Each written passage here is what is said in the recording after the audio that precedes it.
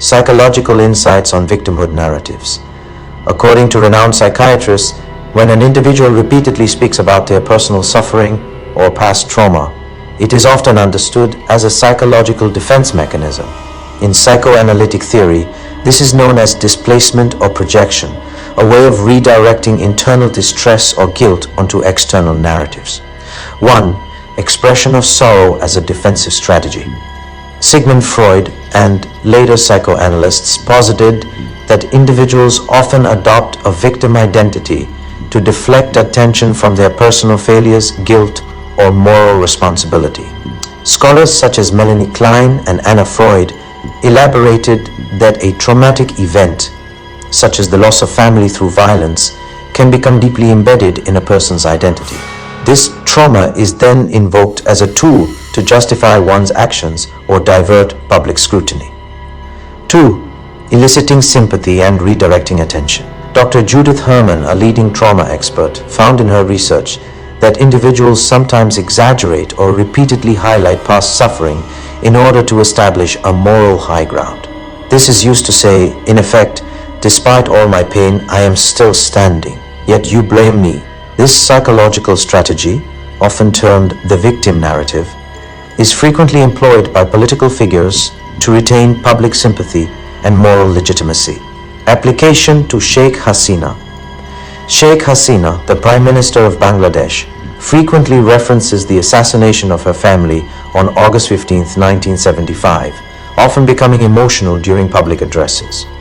Undoubtedly, this was a profound personal and national tragedy. However, from a psychological standpoint, when a leader repeatedly invokes such trauma in the face of criticism regarding governance failures, authoritarian tendencies, or corruption allegations, it raises questions. Some mental health professionals interpret this pattern as trauma-based political shielding. Dr. Bandy X. Lee, a distinguished forensic psychiatrist, has written that when leaders publicly relive their personal grief and display emotional vulnerability, it can serve as an emotional manipulation tactic. By consistently portraying themselves as victims, such leaders may shield themselves from accountability and silence dissent.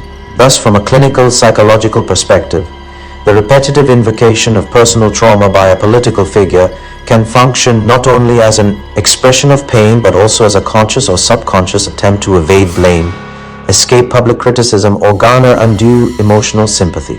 Leadership, vengeance, and cultic behavior, a socio-psychological diagnosis. When a leader uses their personal tragedy to manipulate public sentiment and subsequently abuses power to suppress opposition, hoarding resources, acting vindictively, or mocking critics, such conduct can be indicative of deeper psychological dysfunction.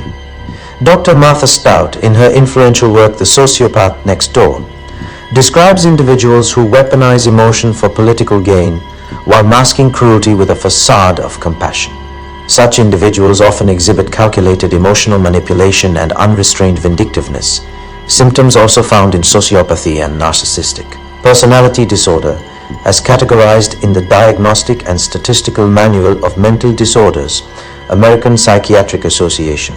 An even more concerning phenomenon arises when a leader's followers react to criticism not with reasoned dialogue, but with ad hominem attacks. Instead of addressing valid concerns, they engage in mockery, insults, and verbal aggression. They deify the leader, refusing to see any flaws, and treat any criticism as heresy. This behavior falls under what social scientists term the cult of personality. Erich Fromm, in Escape from Freedom, warned that when people elevate their leader to a godlike status and refuse to question their actions, democracy and rational society are endangered. Similarly, sociologist Janja Lalich explains, a cult emerges when a charismatic leader becomes beyond reproach, and questioning them is treated as sacrilege. Conclusion: the following features: using personal grief as a political weapon, suppressing dissent through emotional blackmail, and reacting to criticism with personal attacks rather than reason, and elevating a leader to an unquestionable status, are all hallmarks of a political cult and a mentally destabilized leadership model. Such psychological and sociological patterns should serve as a stark warning for any society, especially where questioning leadership is treated as treason. In these circumstances, emotional manipulation replaces accountability, and democratic institutions begin to decay beneath the weight of unchecked personality worship.